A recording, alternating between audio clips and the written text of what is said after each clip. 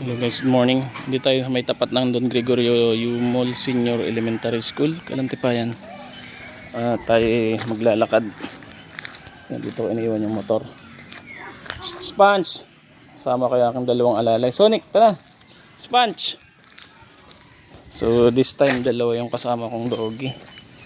Ang plano natin ay lalakarin natin itong Kalantipayan, Hunggo.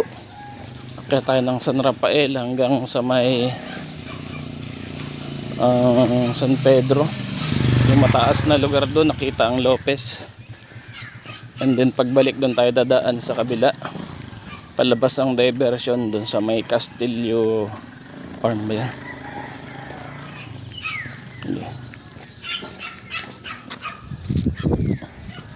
Alpas pa yung aking mga aso.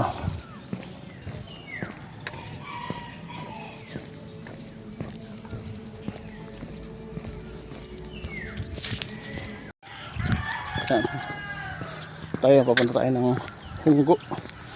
Ayan na yung alpas pa yung dalawang aso, iniwanan ako.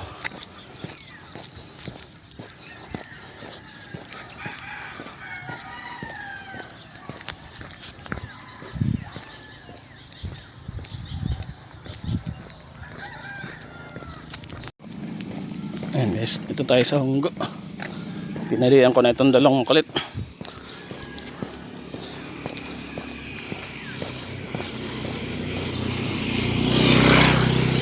So gumagamit na pala tayo ng apps na Strava para matrack yung ating duration 13 minutes 47 seconds at yung ating ruta. Distance 1 kilometer. And then yung Calories ating steps 65 counter. Current pace 13 minutes 14 seconds.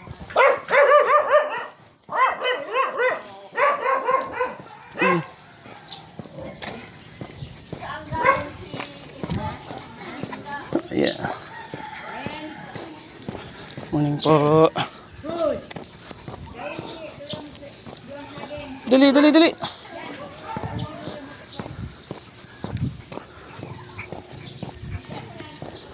nga pala si Sponge. Yan.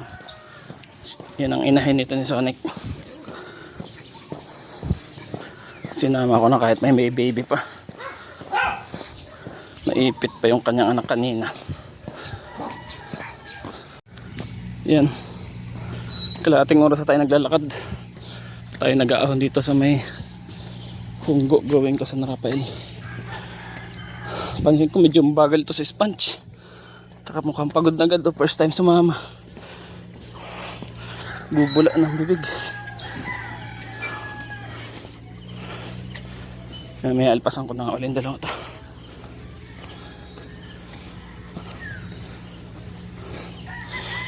Taas na ahon. Medyo challenging ang ahon dito. Hingal na. Pati yung dalawang doggy. Sponge, kaya pa? Sonic. And guys, pawis na ako. Nalpasan ko na muna yung dalawang aso kasi madalang naman na dito ang dumadaan. So hindi ko alam, baka ito na yung diretso ng diversion. Hindi ko rin alam kung may isa pang daan doon galing sa taas. Kaya mamaya kung sakali dito dadaan pa lusong.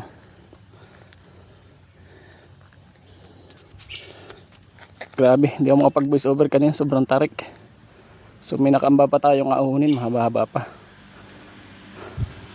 Tara na doggies, parito na. Gusto ko lang magpasalamat sa may tindahan dito sa may pag-akyat. Hindi ko na lang nabidyohan. Hindi ko natanong yung pangalan. So bumibili ako ng mineral water dahil nga hirap na akong huminga. Wala daw silang tinda. So binigyan na lang ako niyan. 1 litro. May tubig ako sa motor, nakalimutan kong silid sa bulsa. Salamat, nakaranas din ng konting lusong. Preparation ito dyan sa mas malaking ahon sa una-unahan. Yan guys, ang ating target ay 3 hours a day. Tapos around 20,000 steps. Yun ang ating pinaplano.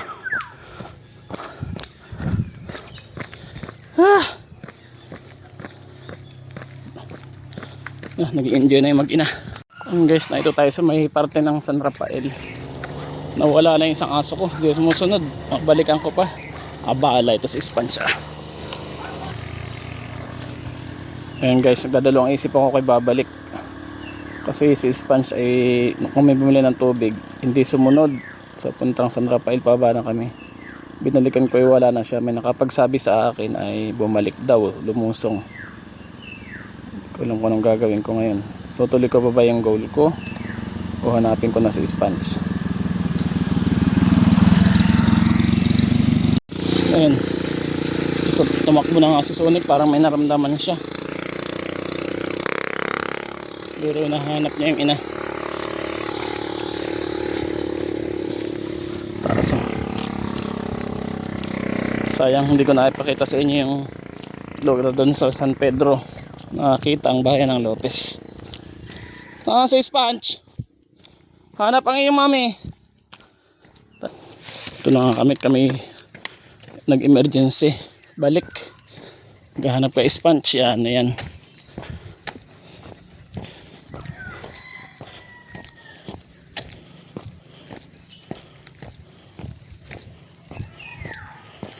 Nalpasan ko kasi akala ko ay ayos lang.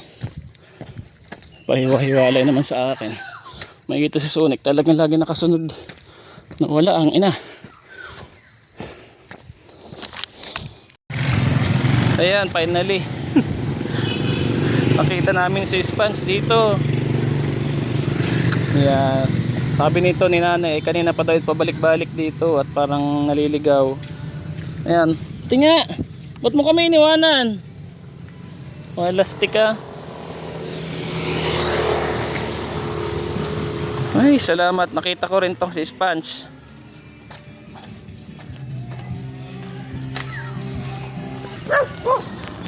Siguro ito si Sponge ay nagpunta na doon sa motor. Ay nakita ay wala kami. Naglakad ulit pabalik. Nakita ko din sa ilalim ng tricycle. Tuwan-tuwa na ako kayo makita. Plastic talaga. Tayo sa motor. So hindi pa natin na-hit yung ating target dahil nga nagkaroon tayo ng emergency. So lesson learned, hindi ko natatanggalan ng kadena yung mga ito. Lalo to sa Sponge. First time lang kasing sumama ng Sponge. So buti nakita ko nga. So change plan tayo. Babalik uli ako ng siguro doon sa San Rafael. Doon lalakaran namin papuntang San Pedro. Kailangan ko mong makakuha ng mga 1 hour na walking time. Ayan guys, nandito na ulit tayo sa lugar kung saan tayo tumigil kanina. Ayan, kasama ko na ulit yung dalawang aso. Ayan, hindi ko na ito aalpasan.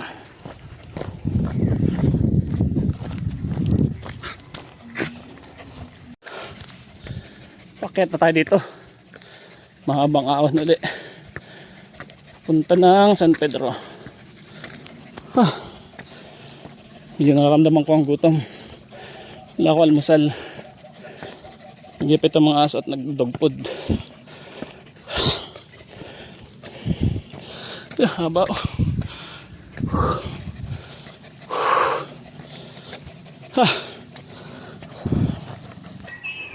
Ayan guys, papasok na tayo ng arko siguro ito itong pasok na San Pedro.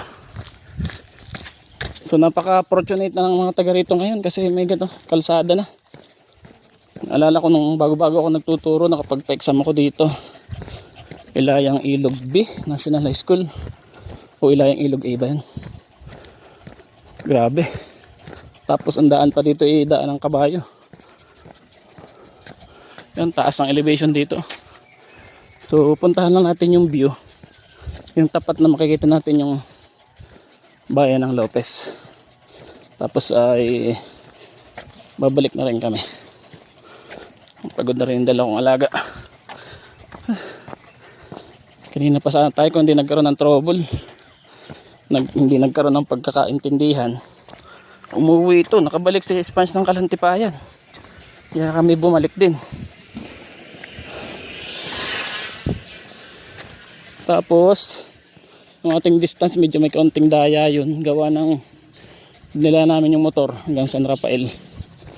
bago kami uli naglakad pa parito.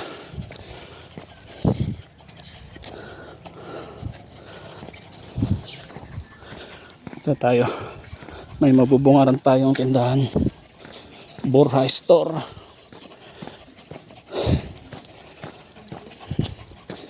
Try natin magmerienda kung nanghihina na.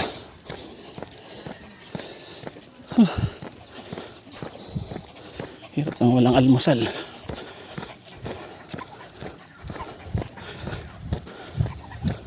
Yan.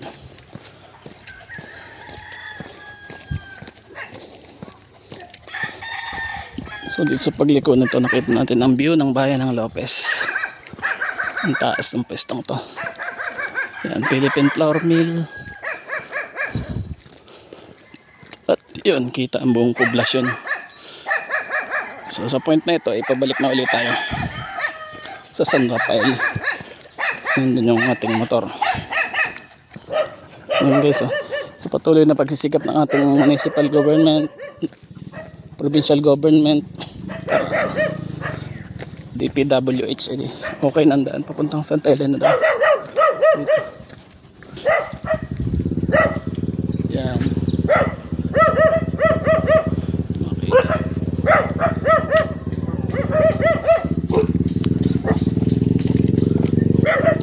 Santa Elena. Karating dati ako dyan, nakailang tawid sa ilog bago karating sa paglalakad. Uy. Nay, thank you po.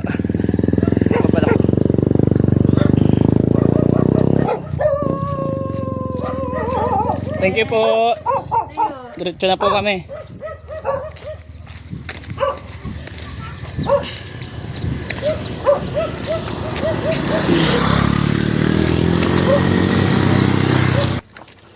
Guys, pinagtutulungan akong hilahin ng dalawang aso.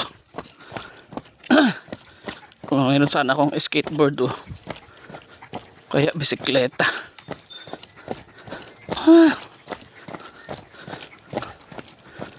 Kaya lang mawala yung essence ang ginagawa natin na paglalakad.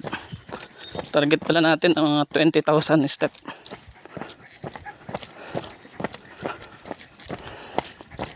Ewan ko marating natin ngayon. That's per day. Sa oras naman ay 3 hours, which is night na natin kanina.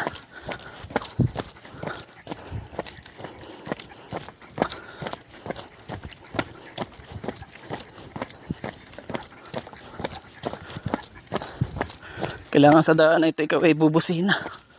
Kasi medyo maliit yung daan at napakatarik. Hirap din maglusong, sakit sa likod ng hita.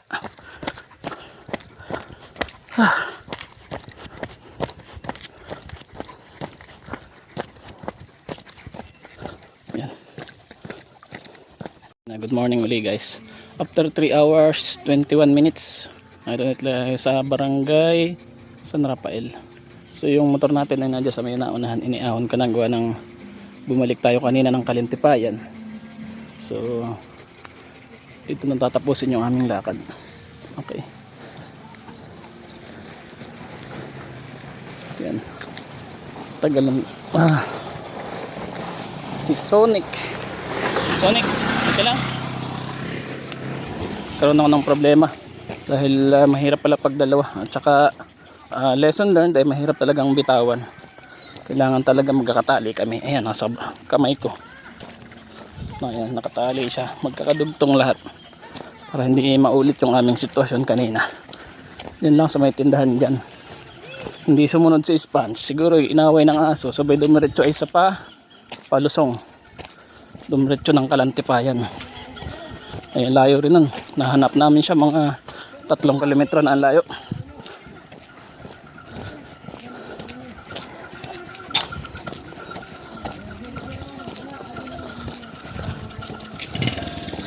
Yan.